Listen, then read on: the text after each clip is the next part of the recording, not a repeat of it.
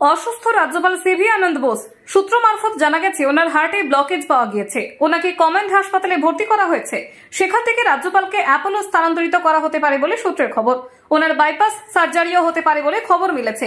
রাজ্যপালকে দেখতে হাসপাতালে গেলেন রাজ্যের মুখ্যমন্ত্রী মমতা বন্দ্যোপাধ্যায়।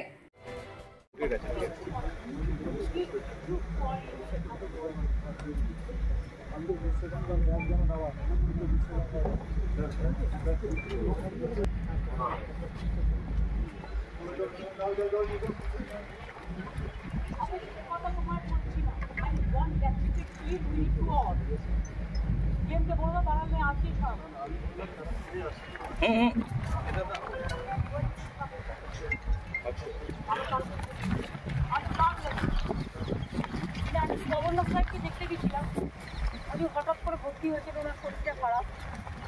যাই হোক আমি দেখে এলাম। এখন তো মির্জাপুরে যাচ্ছি, প্রোগ্রাম আছে আর কি, কালকে আমি প্রোগ্রাম করে আবার ফিরে আসবো। সবাই ভালো থাকবে।